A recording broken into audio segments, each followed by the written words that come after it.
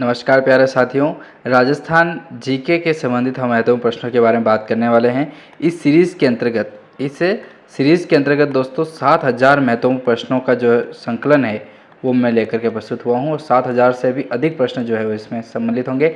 इसी के अंतर्गत हम बात करेंगे इतिहास से संबंधित प्रश्न, कला एवं संस्कृति के प्रश्न होंगे और आपके एक होंगे भूगोल से संबंधित प्रश्न। ठीक है, भूगोल से संबंधित प्रश्न जो भी हैं वो भी यहाँ पर हम सोल्व करेंगे और अधिक से अधिक प्रश्न जो है वो प्रयास करेंगे कि आपके सही हो और आगे बढ़ेंगे हम इसी क्रम से। ठीक है, तो इसी क्रम में हम आगे बढ़ते हुए चल रहे थे और 60 प्रश्न जो है वो हमने सोल्व किए थे दोस्तों। ठीक है, चलिए 60वां प्रश्न जो है वो यहाँ से हमको सोल्व करना था।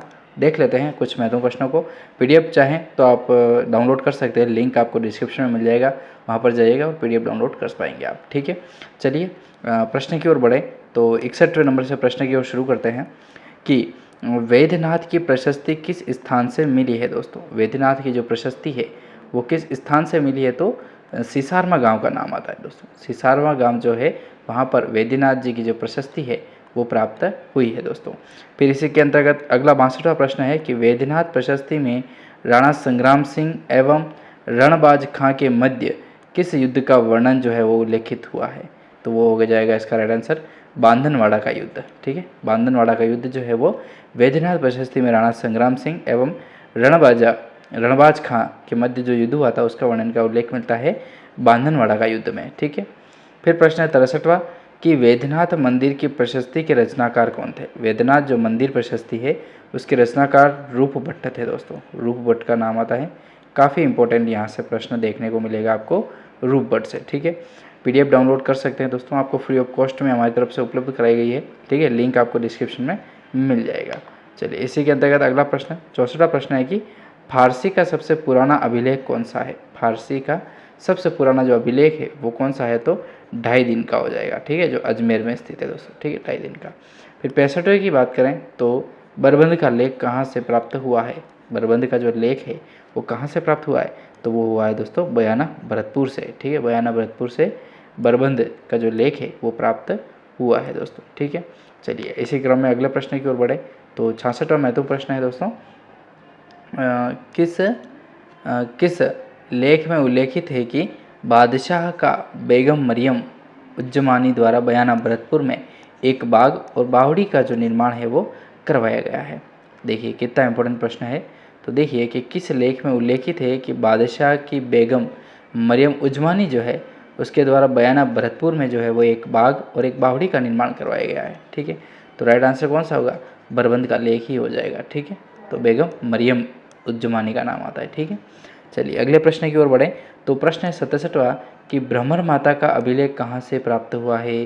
भ्रमर माता, ठीक है, इसने भंवराथल जो यहाँ स्थान है जहाँ पर भंवर मधुमक्खी होती है ना, बड़े बड़े पंख वाली, और मतलब डंक होता है बहुत बड़ा, तो बड़ी होती है कुल मिला के आकार में जो बड़ी मधुमक्खी होती है ना वही भंवर मधुमक्खी कहा जाता है। ठीक है, तो भ्रमर माता जी का मंदिर, यहाँ पर जो पेड़ लगे हुए हैं ना, आप मान के चलिए हर एक पेड़ पे इतना बड़ा छत्ता है। ठीक है, बहुत बड़ा छत्ता है वहाँ पर, तो हर एक पेड़ पर छत्ता है। ठीक है ना, तो इतने भ्रमर माता जी के वहाँ पर जो है वो स्थित है दोस्तों। ठीक है, चलिए इसी के अंतर्गत अगला प्रश्न देखें। हाँ, तो ये बाकी रह गया कि अभिलेख भ्रमर माता का जो अभिलेख कहाँ से प्राप्त हुआ है, तो छोटी सादड़ी से प्राप्त हुआ है। और छोटी सादड़ी अपने कौन सा, प्रतापगढ़ में। ठीक है, छोटी सादड़ी प्रतापगढ़ बता रहा है लेकिन चित्तौड़ में है। ठीक है, चित्तौड़ होगा इसका राइट आंसर। ठीक है, ये प्रतापगढ़ तो कहाँ पता कहाँ चला जाता है, बड़ी सादड़ी है। अरे यार मैं भी खुद भी कंफ्यूज हो रहा हूँ यहाँ। तो देखो छोटी सादड़ी जो है ना वो आपके प्रतापगढ़ लगेगा, सही बात है,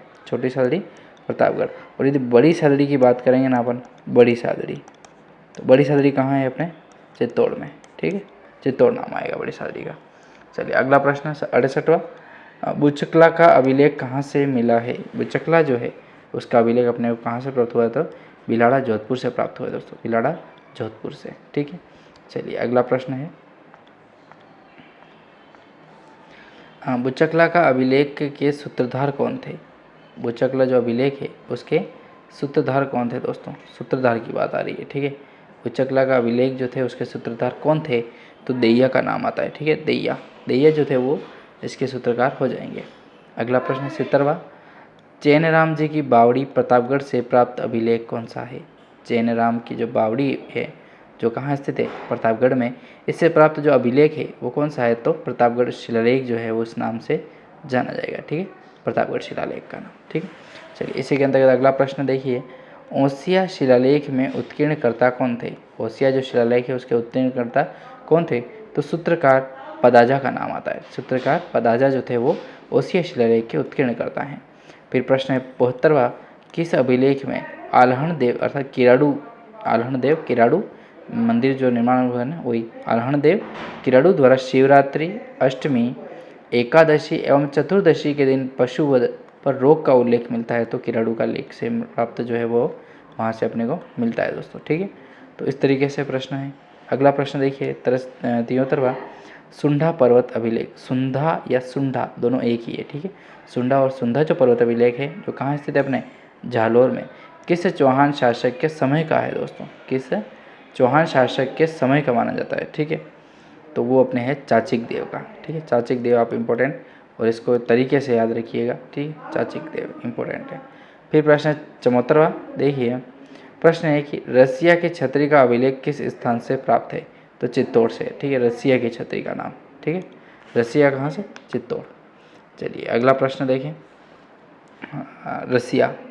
रसिया एक और कहा जाता है, देखिए रसिया के नाम से जाना जाता है ना, ये रहा छतरी का अभिलेख के लेखक, यहाँ से प्रश्न बनता है लेखक के नाम का, तो लेखक के नाम से भी प्रश्न बनता ही बनता है। तो रसिया छतरी जो है उसके अभिलेख के लेखक तो हो जाएंगे अपने प्रिय पट्टू तथा सज्जन। प्रिय पट्टू तथा सज्जन जो हैं वो रसिया की छतरी के अभिलेख के लेखक हो जाएंगे। अगला प्रश्न 76वां देखें, तो अचलेश्वर का अभिलेख के उत्तीर्णकर्ता माने जाते हैं।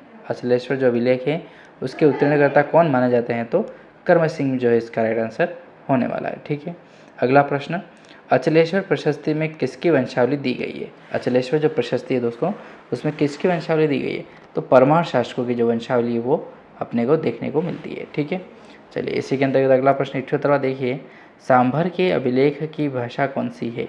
देखिए अभी जो चल रहे हैं प्रश्न ये आपके इतिहास से संबंधित प्रश्न है। ठीक है, धीरे धीरे हम कला संस्कृति के बारे में बात करेंगे, भूगोल के बारे में बात करेंगे, राज्य व्यवस्थाओं के बारे में भी हम क्रमशः जो है बढ़ते हुए आगे जाएंगे और बात करेंगे इन महत्वपूर्ण प्रश्नों की। ठीक है, तो सांभर के अभिलेख की भाषा कौन सी है, सांभर के अभिलेख जो है उसकी भाषा हिंदी है।